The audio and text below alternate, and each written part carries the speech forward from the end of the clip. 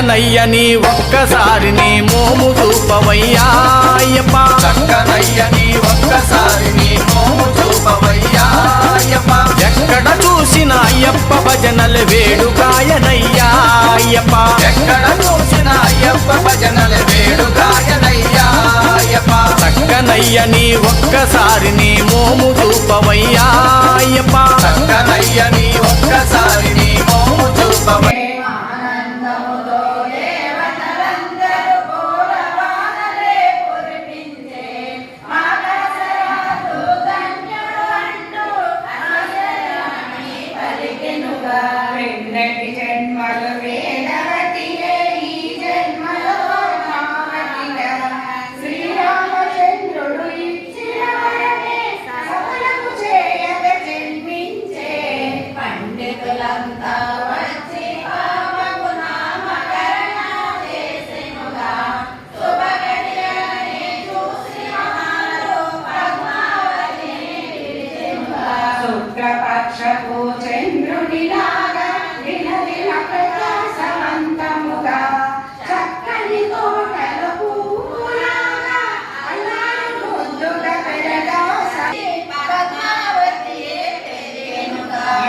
వయస్సు వచ్చిన కన్య గౌరీ పూజలు చేసెనుగా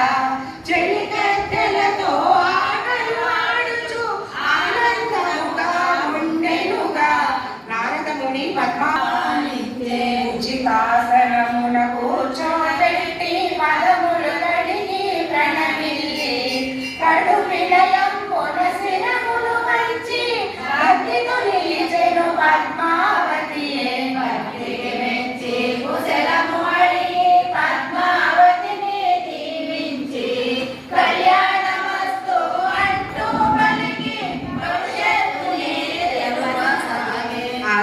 ముద్రికాలన్నీ చూసి స్వస్తిక సింహములున్నాయి అంటూ పద్మస్వస్తిక చోమరాదులు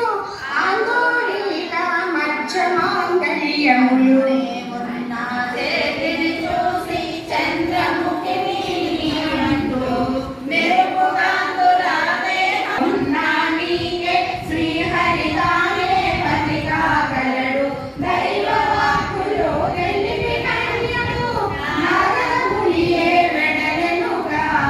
నారదముని ఆకాశరాజుతో నారాయణుడే నీ అల్లుడు అని చెప్పుట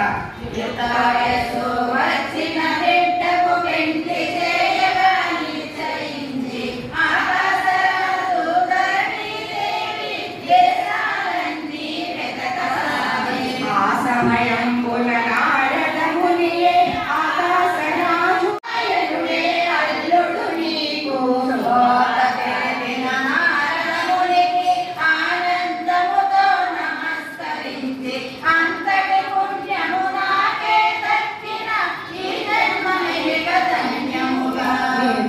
వంశుడు యశోవంతుడు ముల్లోకాలకు మూలము అయిన నారాయణుడి పారడు కడిగి కన్యాదానము చేసేదు